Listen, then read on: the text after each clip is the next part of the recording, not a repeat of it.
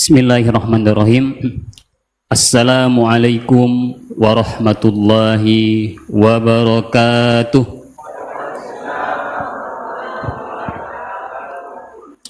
Ini jawab salamnya ini kayak jawab salam sudah malam 23. Ya.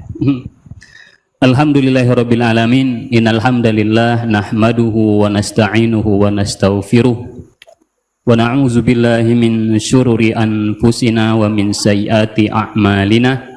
May yahdihillahu fala mudhillalah wa may yudlilhu fala hadiyalah. Asyhadu an la ilaha illallah wahdahu la syarikalah wa asyhadu anna Muhammadan abduhu wa rasuluhu la nabiyya ba'dah. Allahumma anfa'na bima 'allamtana wa 'allimna ma yanfa'una. Bapak Ibu hadirin hadirat, para shaimin was shaimat, para hamba-hamba Allah yang dimuliakan. Pertama tentu syukur kita kepada Allah Subhanahu wa taala atas berbagai nikmat dan rahmat yang masih dicurahkan kepada kita semua. Selanjutnya selawat serta salam semoga selalu terlimpah curahkan kepada baginda kita, Nabi besar kita, Nabi Muhammad sallallahu alaihi wasallam. Mudah-mudahan kecintaan kita kepada beliau dapat mengantarkan kita bertemu dengan beliau di surganya Allah Subhanahu wa taala. Bapak Ibu hadirin hadirat yang dimuliakan oleh Allah. Ini kultum Ustaz ya. 7 menit ya. Ini kultum 7 menit Ibu-ibu. Tapi kalau lebih sedikit nggak apa-apa ya. Nah kalau 7 menit udah jauh-jauh dari Sukarame. Apalagi ini juga kita baru ketemu gitu kan. Ya. Apalagi bertemu dengan orang-orang soleh itu jangan mudah mau berpisah. Karena kata Nabi, iksaru asdiqaul mu'minin, perbanyak saudara, teman orang-orang yang beriman. Kenapa? Fa innalahum syafa'a yaumal qiyamah. Karena orang yang beriman itu dia punya syafaat nanti yaumul qiyamah. Maka di antara bapak-bapak nanti ketika kiamat atau ketika nanti sudah di surga, lalu lihat, saya lah contohnya misalkan, saya di tepi neraka lah misal kayak gitu. Di antara ibu-ibu, bapak-bapak tahu, wah itu kayaknya ustadz itu pernah ketemu saya. Pernah ceramah di masjid kami, di musola kami. Waduh, kasihan kalau dia jatuh ke neraka. Yuk, sini diajak. Dan akhirnya masuklah juga saya ke surga. Makanya orang-orang mukmin itu punya syafaat, orang beriman. Maka perbanyak saudara atau teman orang-orang yang beriman. Mudah-mudahan di antara mereka bisa memberi syafaat pertolongan pada kita di yaumul kiamat nanti. Makanya kalau agak panjang sedikit nggak apa-apa Pak ya. Bapak Ibu hadirin hadirat yang dimuliakan oleh Allah Subhanahu wa taala, ini sudah malam ke-23, tentu sudah 22 materi yang disampaikan oleh ustadz-ustadz kita. Artinya udah banyak Pak. Jadi kalau saya tambah materi lagi, wah tambah banyak lagi nanti kan. Nah, jadi saya nggak usah materi malam hari ini. Jadi cukup cerita saja kita. Ya. Nah kalau materi lagi banyak. Yang kemarin udah numpuk materi kita kan. Belum mungkin terlaksanakan semua. Maka malam hari ini saya mau bercerita saja. Mudah-mudahan cerita ini bisa menambahkan rasa syukur kita kepada Allah Subhanahu wa taala. Pada suatu hari Khalifah Harun ar-Rasyid datang kepada seorang ulama yang bernama Taus al-Yamani. Biasa Pak, kalau pemimpin-pemimpin dulu, ya pemimpin-pemimpin orang-orang soleh itu dia kalau lagi gelisah, lagi resah, lagi gundah gulana maka datangnya kepada ulama. Lalu meminta nasihat. Lalu datanglah Khalifah Harun ar-Rasyid kepada Taus al-Yamani. Wahai Imam Taus, berilah saya nasihat. Maka Imam Taus akhirnya mengambil segelas air minum, ya, tapi bukan air JJ. Ya. Air JJ belum ada waktu itu. Lalu dipersilakanlah Khalifah ini untuk minum. Lalu akhirnya air yang 1 gelas ini diminumlah oleh Khalifah Harun ar-Rasyid setengah gelasnya. Setelah itu, ya, Imam Taus al-Yamani bertanya, ya, wahai Khalifah Harun ar-Rasyid, ya, bagaimanakah kalau seandainya sisa setengah gelas air lagi, ya, itu tidak bisa melewati tenggorokan yang mulia.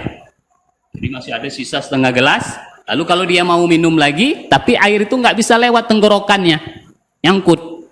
Ya. Pokoknya nggak bisa lewat, nggak bisa membasahi tenggorokan. Maka kata Khalifah Harun ar-Rasyid, demi Allah, maka separuh daripada kekuasaanku, separuh daripada kerajaanku, separuh daripada kekayaanku akan kupertaruhkan bagaimana air itu bisa melewati tenggorokanku. Kata Imam Taus al-Yamani, silakan diminum lagi Khalifah. Maka Khalifah habiskan air yang masih setengah gelas tadi, diminumlah, habislah satu gelas. Setelah Khalifah minum, lalu ditanya lagi oleh Imam Taus al-Yamani, wahai Khalifah, lalu bagaimana kalau air yang satu gelas sudah yang mulia minum, sudah Khalifah minum, lalu air itu tidak bisa keluar dari tubuh yang mulia?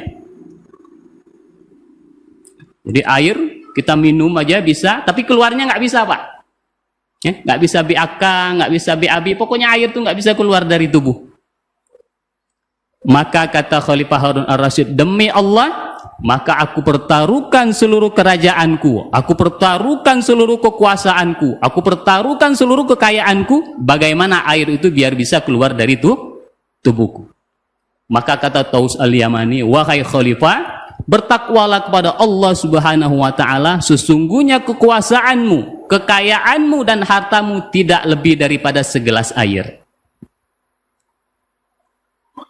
Jadi air yang kita minum itu, Pak, ketika berbuka itu nikmat yang luar biasa dari Allah Subhanahu wa Ta'ala. Ketika air itu bisa melewati tenggorokan, kemudian sudah lewat tenggorokan berproses di dalam tubuh, kemudian bisa keluar, maka itu adalah nikmat yang luar biasa dari Allah Subhanahu wa Ta'ala.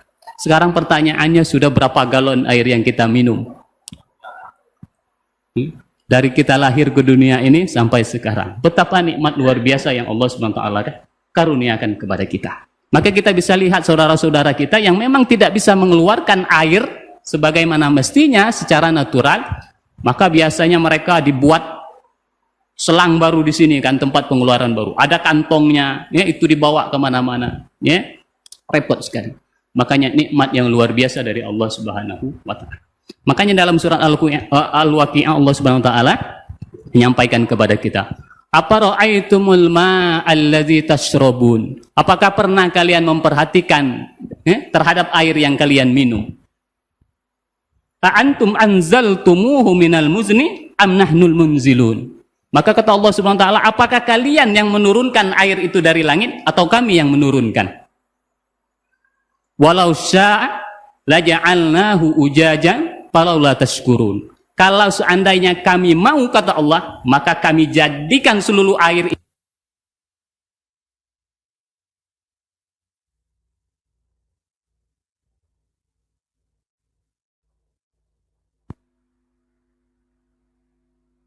bisa dibayangkan.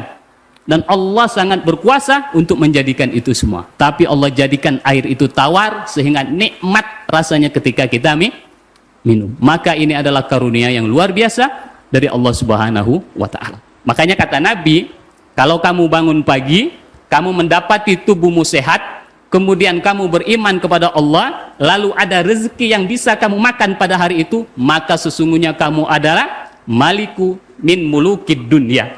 Sesungguhnya kamu sudah menjadi raja di dunia ini. Maka Bapak Ibu sekalian, maka sudah menjadi keharusan bagi kita untuk bersyukur kepada Allah Subhanahu wa Ta'ala atas berbagai nikmat yang dilimpahkan kepada kita semua. Ini baru dari air minum. Sekarang satu lagi, dari oksigen. Ya. Oksigen yang kita hirup, kita kan tiap hari bernapas menggunakan apa, Pak? Oksigen. Saya cari-cari. Ibu tahu berapa harga oksigen itu 1 liternya? Ada yang tahu, Bu? Dan berapa kebutuhan, berapa liter kebutuhan kita dalam sehari untuk bernapas itu? Dulu 2011 saya punya saudara masuk rumah sakit, kemudian pakai tabung, dan itu harganya 1 liternya itu 25.000. Dan tahukah berapa liter kebutuhan kita oksigen itu untuk bernapas dalam 1 hari? Ya, ternyata ya, kebutuhan kita itu 2.880 liter. Kalikan 25.000, ibu-ibu. Berapa, Bu? Ya, hasilnya saya udah cari ini, ya. Hasilnya 72 juta. 72 juta. Dan ternyata untuk bernapas kita tidak hanya memerlukan oksigen, ada lagi yang namanya nitrogen. Jadi kita bernapas ini nggak oksigen saja, Pak. Ini kalau ada orang-orang kesehatan mungkin paham. Ternyata ada lagi yang namanya nitrogen. Dan tahu berapa harganya itu? 1 liternya. Ya. Ternyata harganya itu Bapak Ibu 9.950. Ini udah lama, tapi nggak tahu kalau sekarang mungkin udah naik 2024. Ya. Dan kebutuhan kita itu 11.376 liter per hari. Maka kalau dikali, ya, jumlahnya banyak juga. Yang jelas saya udah total Pak. Ya, kalau dihitung sebulan, kebutuhan oksigen dan nitrogen kita itu biayanya 185 juta sebulan itu. 185 juta kalau seandainya oksigen dan nitrogen itu harus kita beli. Kalau seandainya Allah minta bayar. Ada Pak yang gajinya sehari 185 juta. Makanya kita ini orang kaya Pak. Ketika kita sehat kita ini kaya. Ya. Kalau dihitung sebulan berapa? Ternyata kalau sebulan 30 hari jumlahnya 5 miliar, 5. Jadi kita hidup sebulan itu kalau harus bayar oksigen dan nitrogen, kita harus mengeluarkan uang 5 miliar. Itu 1 bulan. Bapak sekarang berapa umurnya? Hitung Pak, kali. Kali 5,5 miliar itu sebulan. Kalau setahun berapa? 67 miliar.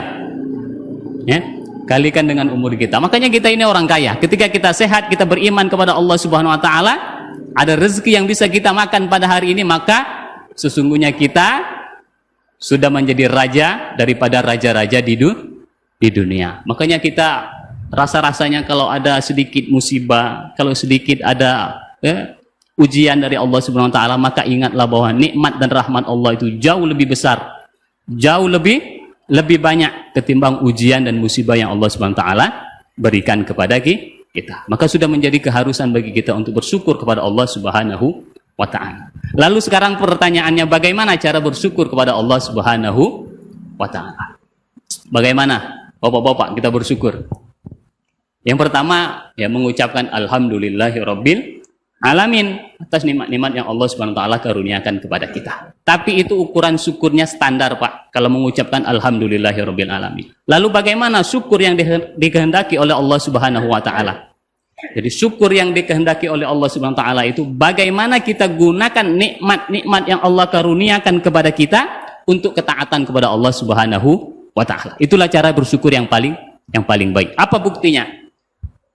Buktinya Rasul kita itu kan kakinya bengkak, bapak-bapak sekalian. Bengkaknya karena apa? Karena sering atau kelamaan sholat malam. Maka Aisyah istrinya beliau itu protes, ya Rasul, kenapa harus sholatnya lama-lama? Kenapa sholatnya sampai kakinya bengkak kayak gitu? Rasul kan sudah diampuni dosanya. Bahkan dosa yang akan terjadi ke depan tuh pasti diampuni oleh Allah Subhanahu wa taala dan pasti masuk surga. Apa jawab Nabi? Afala akuna abdan syakurah, saya hanya ingin jadi hamba yang bersyukur.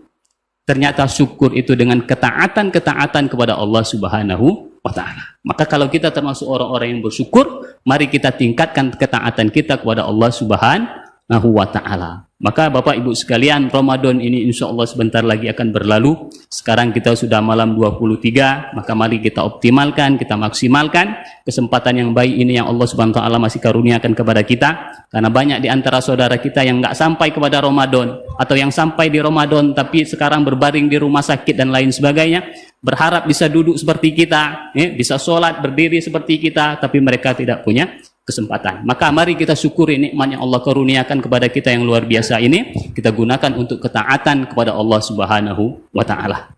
Mungkin ini yang bisa saya sampaikan. Tentu ada kurang dan khilafnya saya mohon maaf. Kepada Allah saya mohon ampun. Akhirul kalam. Assalamualaikum warahmatullahi wabarakatuh.